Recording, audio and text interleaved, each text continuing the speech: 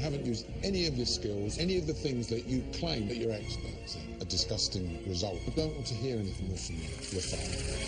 You're fired. You're fired.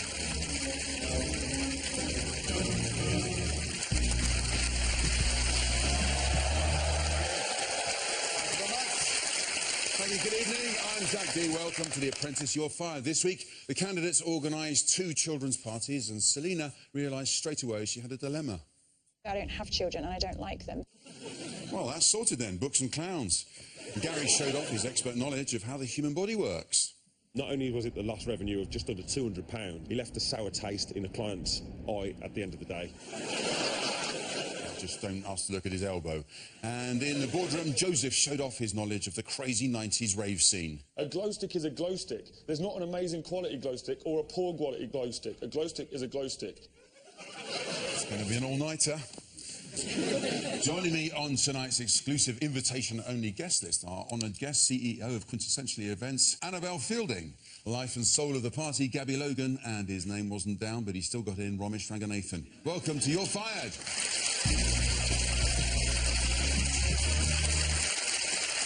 So, in tonight's task, one candidate was hoping that the fun would go on and on, but in fact for him, it was de-party time. I take full responsibility for the pun, but I hope you all agree that everything else has been spot on. David, I do believe that today you have a lot to answer to. £175 wasted on these T-shirts.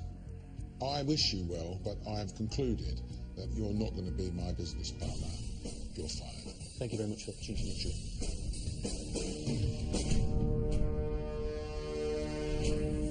Ladies and gentlemen, please welcome David Stevenson.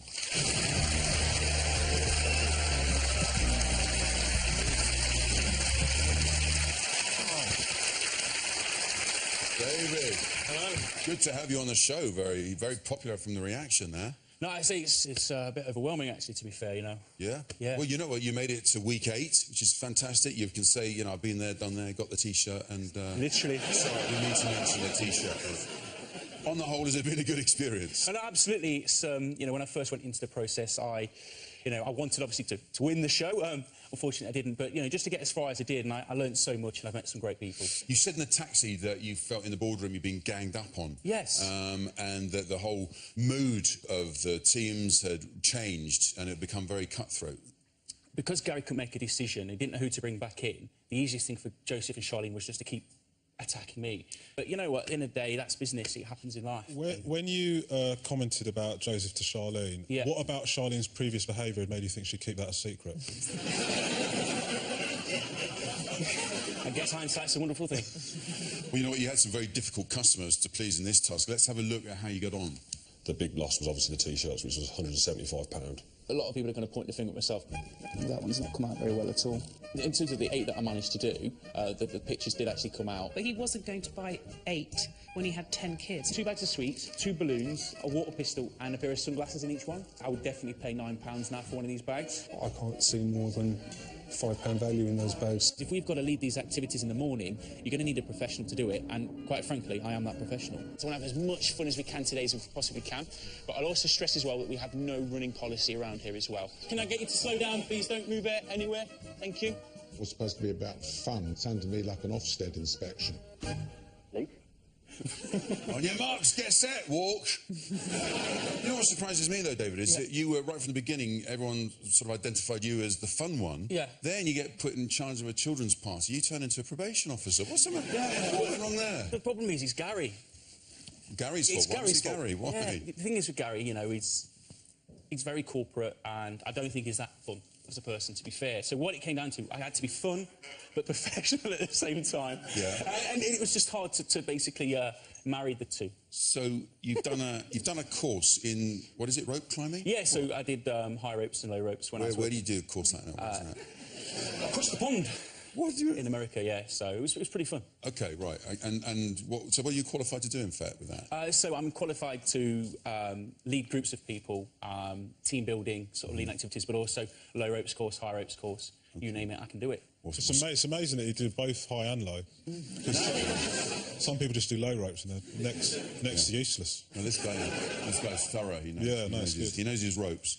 Gabby, would your children have enjoyed a party like this? Absolutely not at all, no. You're 26. Yes. It wasn't that long ago you were going to children's parties, you know, so did you... Just last year you attended loads of them, didn't you?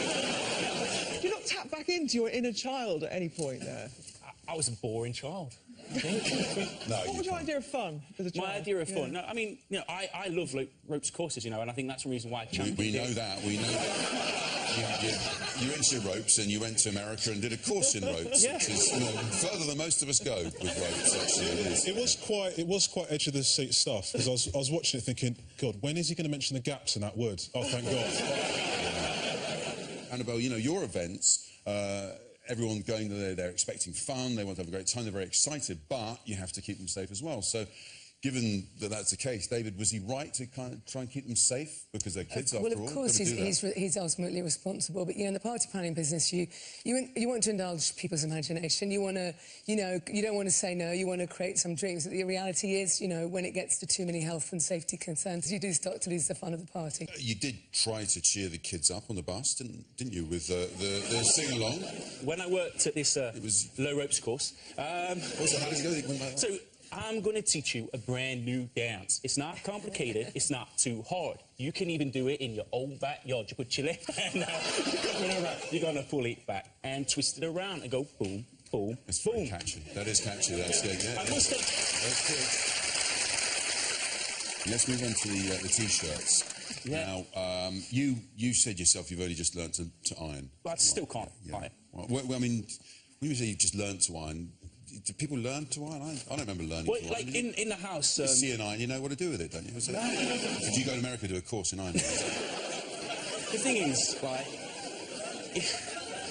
Yeah. You know how you do ironing? You take the iron there...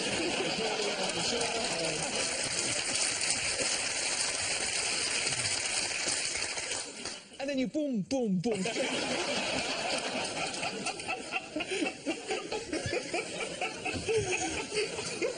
What about the party bags? Now, they were a real bone of contention between everyone on the team, and you were adamant that people wouldn't pay that much for them. Yeah. But then you didn't help much by taking things out. You took the glow sticks out before they'd even got to them. Yeah, so I knew that the customers were going to buy them, and so I felt that the easiest way to do was to, I guess, force the sale upon them by getting them to play with them, get them to use them. It's not the right tactic. OK. Well, at the centre of Team Versatile's troubles this week was project manager Gary. Let's have a look at how he did. Gary, you want to start an events company. I'm going to suggest that you are the project manager again. Is there any no-nos? I've got a nut allergy. It's a very severe allergy. There was an issue with the cake, though, wasn't there? In the chocolate cake, there's a chocolate spread, and it says it may contain nuts. Gary, I think this is so serious that you need to phone your team. It just said it may contain nuts. Gary, could we just have a word and get that thing sorted out with the cake? The whole point of being a party planner is that you take the stress away of organising a party and doing the food from the parents. They knocked 100 quid off for that stupid mistake. You wouldn't want to go into an events business with him, having watched that party. I can assure you it was bad. I don't know about you, I'm getting fed up with Karen beating about the bush. Annabelle, in terms of party planning, what did Gary do wrong? And remember, we only have half an hour. Well, I mean, fundamentally, he lost his the trust and confidence from his client. Then he actually lied to his client about something very important, which you just shouldn't be doing. And I think he just didn't have control of the team. Gabby, would you employ Gary to... No, there's nothing about Gary that says you're going to have a great time with me, you know? I'm sure... Listen, Gary, he always delivers. That's what we know about Gary. One catastrophe that you weren't directly involved in was the cake, which may or may not have potentially killed the client. Annabelle, that's got to be chapter 1, page 1 of how to organise a successful event. Food allergies. It is more and more, actually, yes, both children and adults alike. And just in anything, in fact, actually, what anyone suggests at the beginning is a no-no, that goes straight to the top of the list. You have to make sure that that's, one or two things that are attended to immediately. Let's get to the bottom of this. Who do we think was most to blame for the cake disaster? Was it Joseph, Charlene or Gary, do we think? I think Gary is very much to blame for this in terms of the way he communicated it, because once Yusuf, the dad, had actually seen the packaging, he was totally happy with it. So that means that there wasn't a problem, but they felt there was a problem because of the way Gary put that message across. And then they lost faith in the whole party process because he'd made it stressful. The client was very, very concerned in front of his wife about it not containing nuts, but when she wasn't there and they showed him the jar that says may contain nuts, he said, "Oh, that'll be all right." I think it's Joseph and Charlene. They shouldn't have gone any further than them. You know, may contain nuts. Hello. But speaking of Charlene, do we want to see that boardroom moment again? Yeah, bring David and Joseph back in. Where are you going? Where are you going?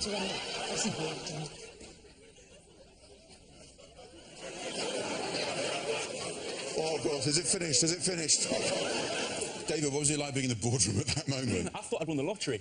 I thought I was going to get off scot-free. I mean, talk about team player. As soon as I was about to see you later, mate. I mean, considering there are only 4 of you in your team, there was a lot of friction there, and I have to say, I think that some of it was due to Charlene. A little bit, anyway. Throughout the test, there's a lot of people who have been good at one particular sort of thing. Because, like Joe, for example, is a very strong salesperson. But I think that there's other things that he hasn't proved yet. David, in the morning, he was like pinpointing people that he thinks that needs to prove themselves. And one of those he mentioned was yourself. As far as what does he think he adds each week? Because I don't think he adds a great deal, to be fair. Well, all I'm saying is glow sticks and glasses is pathetic. He was pissed because all the T-shirts were shit. Cheers, Stir it up, stir it up.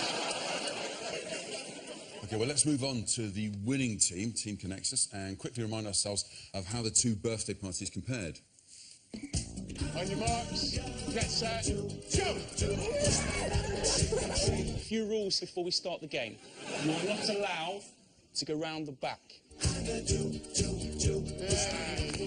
You are not allowed to climb to the top. And I also need to point your attention to these gaps in the wood as well, OK? It can be very dangerous if we get our fingers in there. Do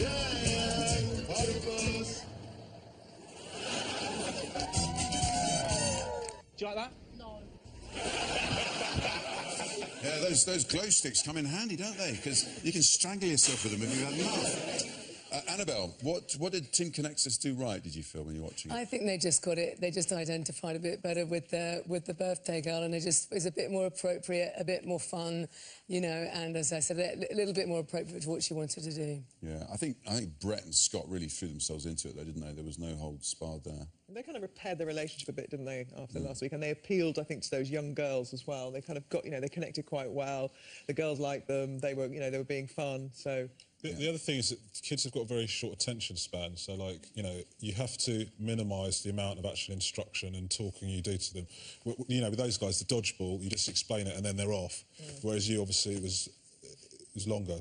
So you're sort of losing them from the offset there. They had their own party bag controversies as well, of course. Selena deciding to go ahead and buy the bags without the client's consent, not knowing we should be able to sell them or not. Was that wise? Did you think that was true? Oh, that was just a classic moment, wasn't it, when she was sitting on the sofa going, but we've bought them. She said, but I don't want them, but we've bought them. Yeah. I'm in favour of party bags as a rule, just in terms of they are a clear signal to the children that it's time to leave.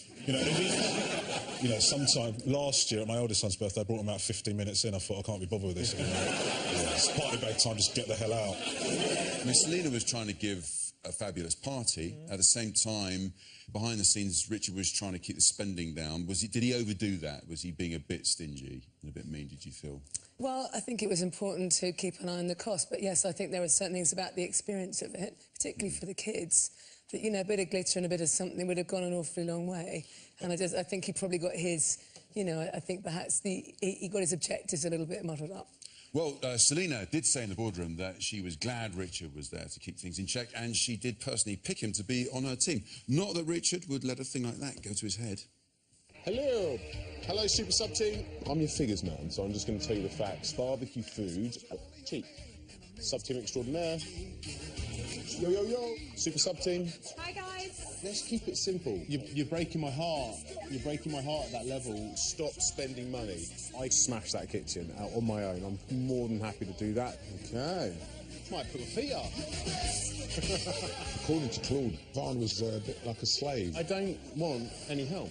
Honestly, I don't even understand that I've got everything sorted with the cake. You won it due to Richard's stinginess. I can't even remember what it was like to lose. Richard, you're the worst. Gabby, Claude mentioned that Richard was treating Varna like a slave. Would you been happy with Richard as your boss? That If they had lost the task, I think it could have backfired on Varna actually, because she didn't stand up to him, and she did appear to be very subservient to him, and I wanted her to be a bit more assertive. Yes. She's obviously a clever woman. She's Yeah. she knows her own mind. I'm sure she's also quite frugal and quite able to kind of work figures out herself and see if they were overspending. And she just seemed to be there. She did end up looking like she was his kind of skivvy, really. Yes. So I mean, you've experienced Richard as your project manager in the shampoo task. Was it frustrating working with him? He was an irritant. Was he? Yeah. I mean, the thing is with Richard, the way that he delegated all the roles, he didn't actually do anything himself in the shampoo test. And then to take the credit for everything, I thought was very much unfair. The thing is with Richard, he's trying to be very manipulative around a lot of situations. He's saying the right things to the right people at the right time sometimes, but then sometimes he's pushing the boundaries a little bit. Richard's dark horse, he's playing the game. Is he? Ooh. You heard it here first. The thing is about Richard is his behaviour is not great, you know, the way he conducts himself, but he keeps winning. Like, I have never wanted so much someone to have a loss. Like, he needs to be defeated in a horrible, crushing way, where he's just crying naked in the boardroom, just begging for his life or whatever. He needs that, and then after that, he'll be bearable as a human being. So what you're proposing, a kind of extreme apprentice, where... Yeah, just for one, we need to keep Richard in check. Yeah, so... okay. One of the really simple things is, which he hasn't got, enough, he hasn't been lambasted enough about, is the catering. The food ran really late, and that usually makes everyone really grumpy. Everyone will know that, something, and he didn't seem to get enough stick for that. Plus, he was so cocky about being on top of that cake, and the cake was crap. Like, it looked dreadful. They messed up the ice and just threw a load of marshmallows at it. He said, I can put my feet up now, and he hadn't got the glitter, and, Yeah. so, and I think he got away with it this week. Is he emerging as so, too. the Teflon candidate, and I he'll think just so. gets away with everything, doesn't he? A bit. What are your thoughts on that? Do you think The thing is, as much as he is ignoring, he's brilliant as well. Yeah. He's annoyingly brilliant. It's really frustrating. Is he? Yeah. I recognise that. Yes. Oh, it's something I've lived with all my life.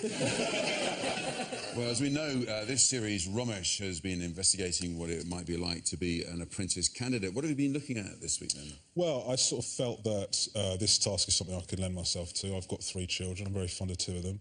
And I thought that for that reason, I could organise a children's party, and I felt like I really connected with the kids and just threw a really, really nice shindig. Let's have a look at that, then. What would you like for your birthday party? I want a unicorn. A unicorn. Listen, I can't do a unicorn. What I can do is stick an ice cream cone on a horse. Look, I'm going to teach you a valuable life lesson now. Lower your expectations. Guys, I present to you... No, it's not Mr. Tumble. Romesh the Clown. Had a slight mishap with the cake. Oh, hello, it's Romesh here from Team Romesh. I'm just wondering if you could source me a birthday cake. Why don't we all play sitting quietly on the floor? Romesh the Clown's had enough now, guys. Right, guys, we're going to play hide and seek in here, but only in this room. Don't even get me started on hide and seek. I've lost one of the kids. I've actually lost one of the kids. And I think I accidentally swore in front of one of the kids. Mummy, what does mean? This is all fun. I'm going to be calling all of your parents. All in all, I think I've thrown a good party. I think the client will pay me for what I've done. Excuse me, did you call my daughter in? I was, Are you going home? I think I might be.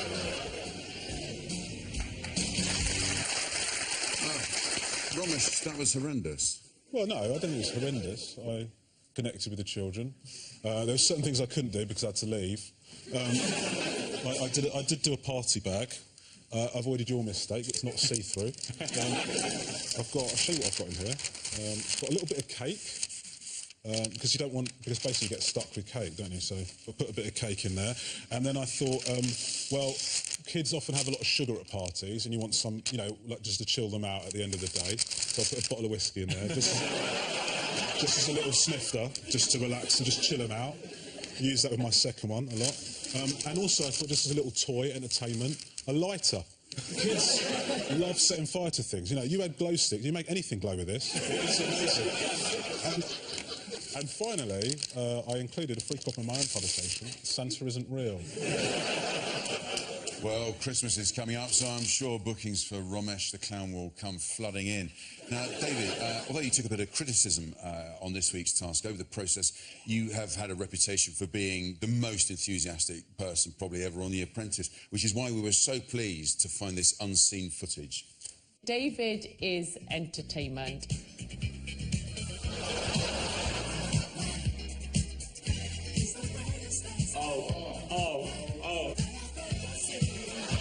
David will do anything, whether it be dancing, singing, or even rapping. Steady friction, it makes me want to twitch. Creeping all over me, it's just like an itch. If he's any good, that's a separate question. But 10 out of 10 for commitment.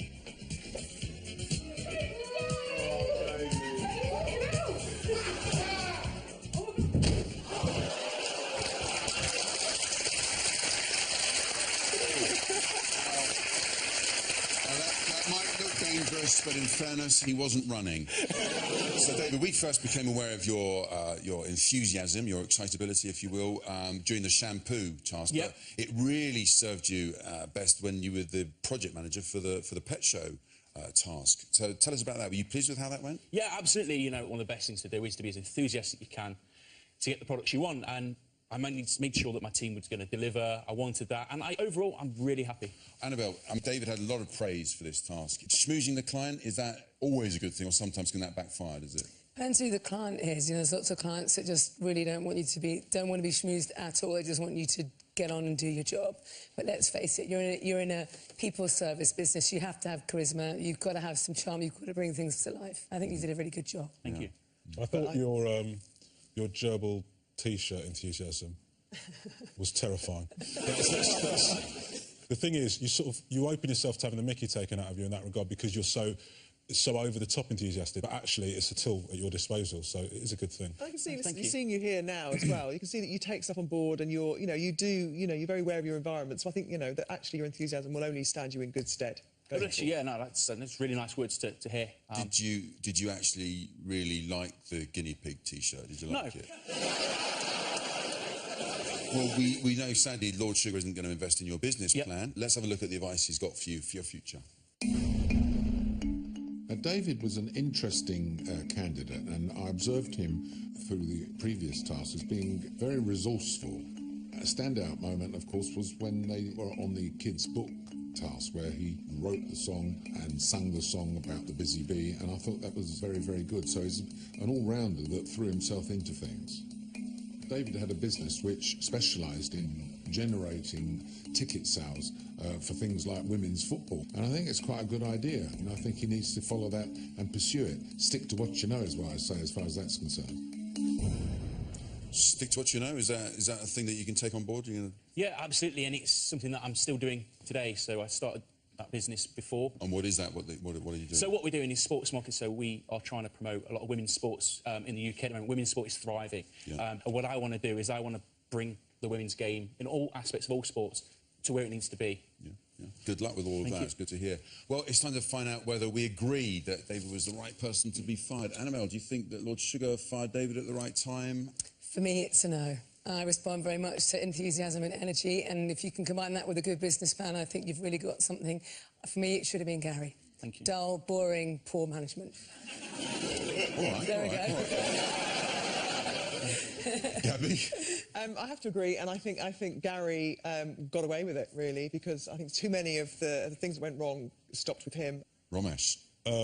I agree with the ladies. I don't think he should have been fired. I think that the ironing thing was too much of a big deal was made out of that. I do stand by my comments that your rope thing was dreadful, but I do think that Gary mismanaged the situation. His communication of the cake thing was dreadful, so I think he should have gone. Wow, interesting. Wow. So, to the audience vote, if you agree with Lord Sugar, hold up fired. If you don't agree, hold up hired.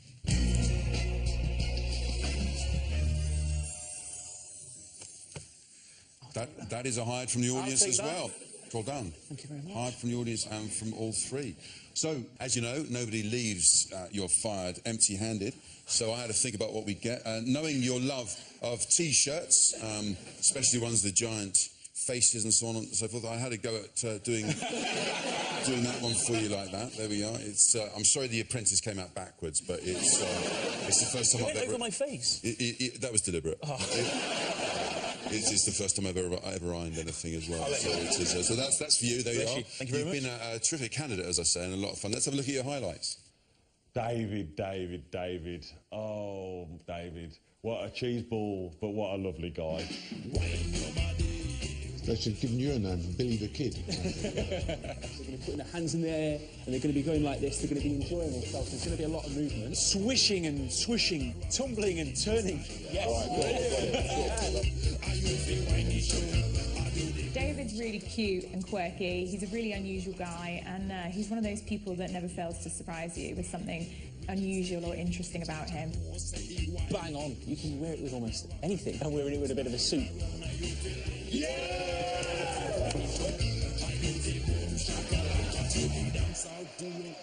Wow. Ladies and gentlemen, David Stevenson.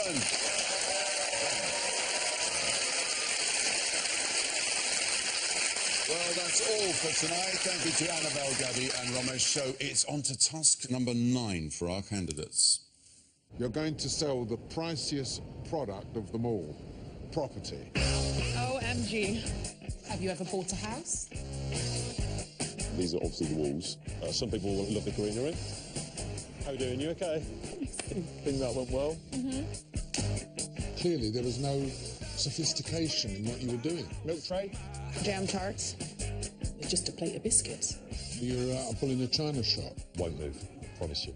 Don't try it. Give us some good news, buddy. You could buy a street in Wales for that money. I've tried to mimic his outfit this morning, so hopefully he's going to be impressed. He showed no reaction whatsoever. Go to bbc.co.uk/apprentice for everything you need to know about the series. We'll be back next Wednesday at 10 for more You're Fired, when alongside Ramesh, I'll be joined by Greg James and international business consultant Alison Stewart-Allen. Good night. They're calling him a baby-faced Victor Meldrew. Brand new comedy from Josh Widdicombe over on BBC Three now. Here we'll keep it topical with Russell Howard's Good News tomorrow at 10.